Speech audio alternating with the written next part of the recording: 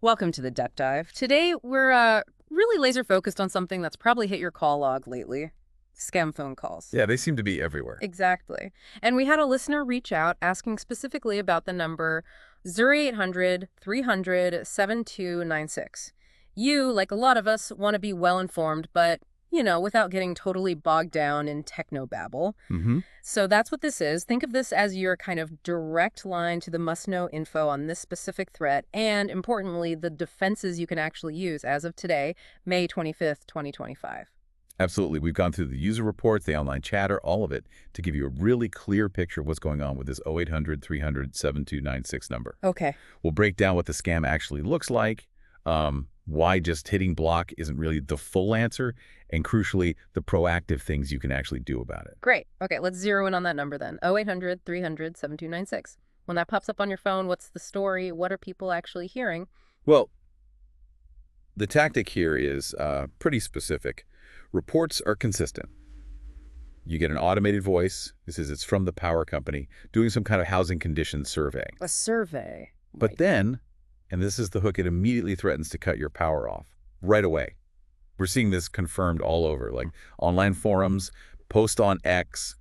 People are calling it a fake power company automated voice survey scam. It's quite direct, quite alarming. A fake survey and an immediate threat. That sounds designed to panic people.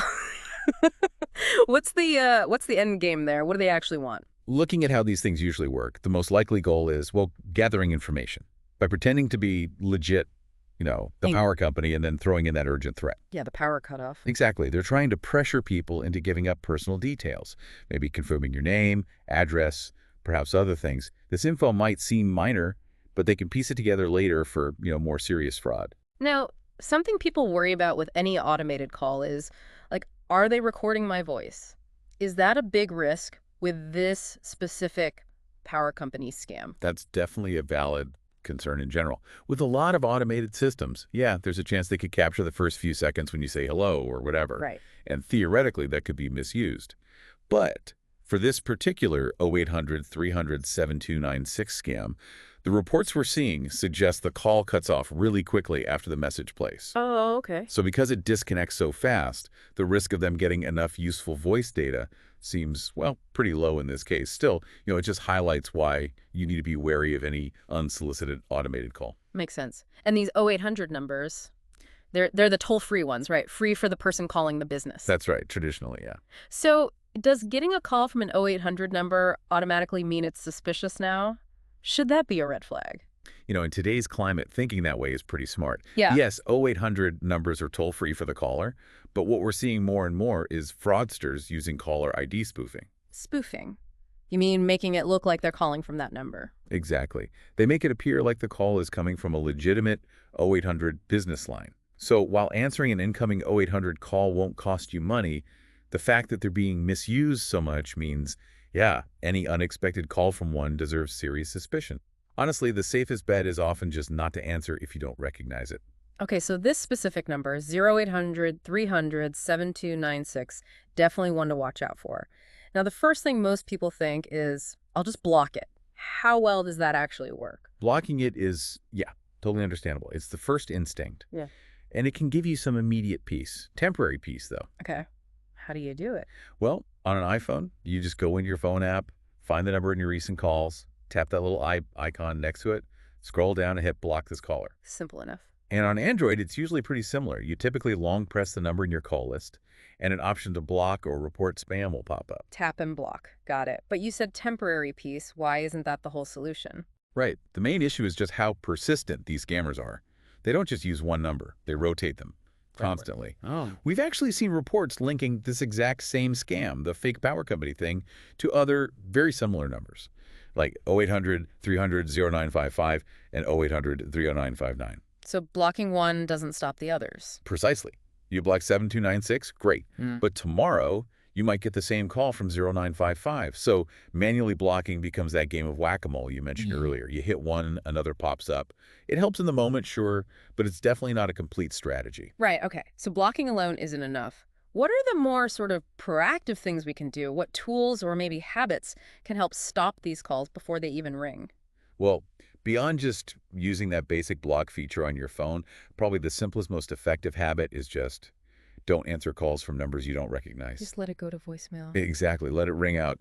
If it's a legitimate caller, say a courier needing directions or maybe a call from your doctor's office or something, they will almost always leave a message. That's true.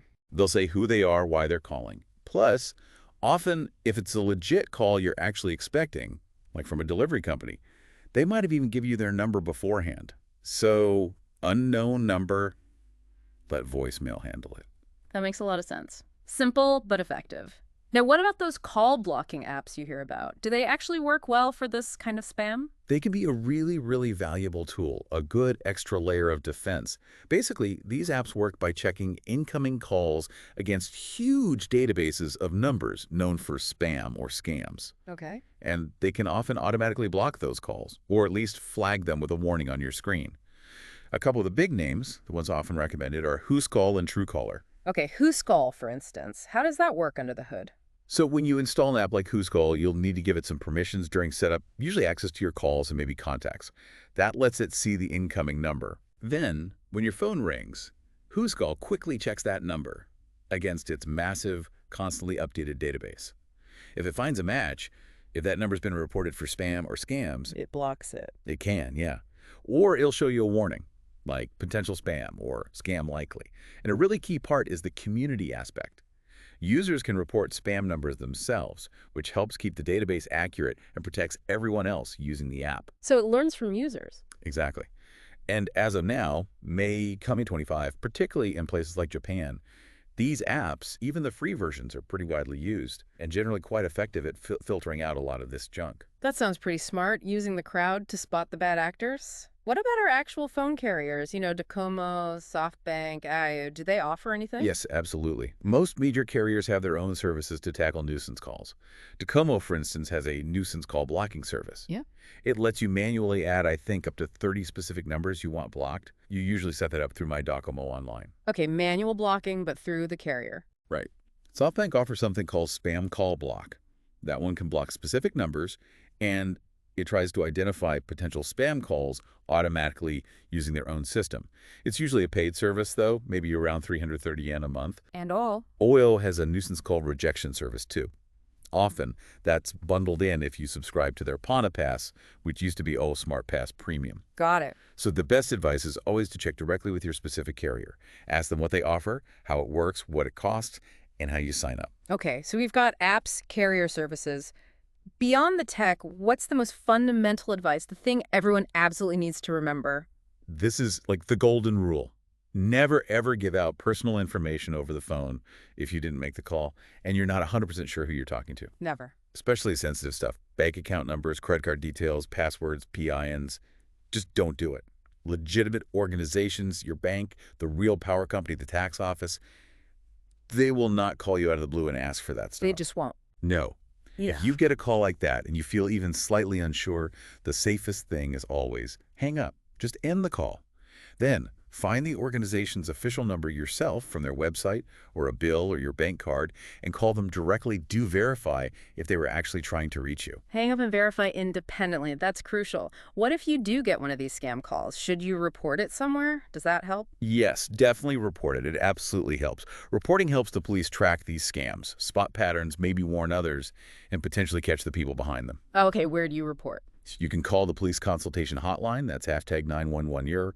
There's also a dedicated consumer hotline, which is 188. 188, okay. And another good resource is the National Police Agency's website. They have a page called SOS 47. It's specifically about fraud prevention. Loads of detail there on different scam types and how to protect yourself. Good resources to know. So these automated voice surveys, like the 0800 300 72961, how do they fit into the bigger picture of scams? Are they just the start? Often, yes. Think of them as, like, the first step, the reconnaissance mission. They use these simple automated calls to gather initial bits of info, maybe just confirming a working number or getting a name. Okay, stage one. Then stage 2 might involve a real person calling you back.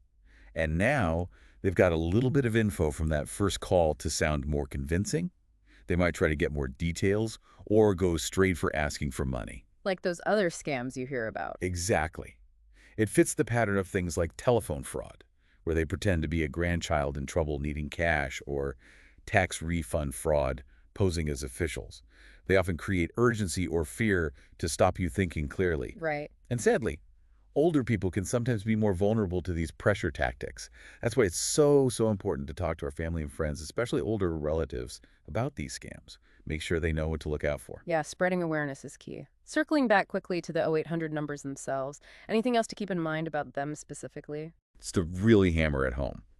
While they are free for someone calling a business, getting an unsolicited call from an 0800 number is becoming really unusual for legitimate reasons. Okay. Because spoofing them is so easy now, assume any unexpected 0800 call is suspicious. Treat it with extreme caution.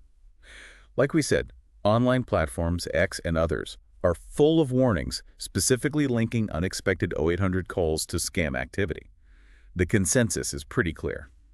High chance it's a scam. So bringing it all together then, it sounds like there's no single magic bullet, but more of a layered defense approach. That's exactly it. The best protection comes from using a mix of these strategies. Yeah. Use your phone's block feature for known pests. Be super cautious about answering unknown numbers. Let voicemail screen them. Right. Explore Explore those call blocking apps like Whoscall or Truecaller. See what your mobile carrier offers in terms of blocking services. Each layer adds protection. And this whole landscape is constantly changing, right? Scammers get smarter, tech evolves. Is anything new coming down the pike to help us? Oh, for sure. The tech to fight nuisance calls is always developing. We're seeing more use of AI, smarter databases to identify spam patterns even faster and more accurately. So things are improving. Yes. The tools like Whoscall and the carrier services we have now, as of May 2025, are already pretty effective thanks to these advancements. Oh. But the flip side is scammers get more sophisticated too. They adapt to new tech. So vigilance is key. We all need to stay informed about the latest tricks. It's an ongoing battle. It really is. Yeah. And it's not just about protecting yourself. It's kind of a collective effort. Talking to family, friends, especially older folks who might be targeted more, making sure they're aware and cautious, that makes a real difference in how successful these scams are overall. Mm-hmm. And honestly, those simple habits are still incredibly powerful.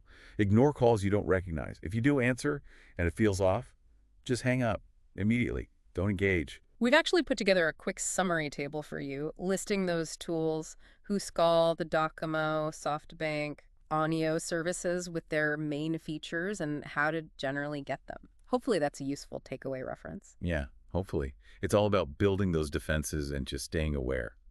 So wrapping up this deep dive, our goal was really to give you that clear picture of the 0800 300 7296 scam specifically, but also equip you with those practical, usable steps you can take right now to protect yourself from these kinds of calls in general. Hmm. We really hope you'll take a moment after this, maybe check your carrier options, perhaps look into an app, just implement some of these measures. And maybe here's a final thought to leave you with. We know scam tech keeps evolving, right?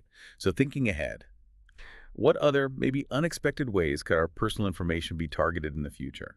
And what can we start doing now, proactively, to prepare for whatever might come next? Something to mull over as we all try to stay safe out there.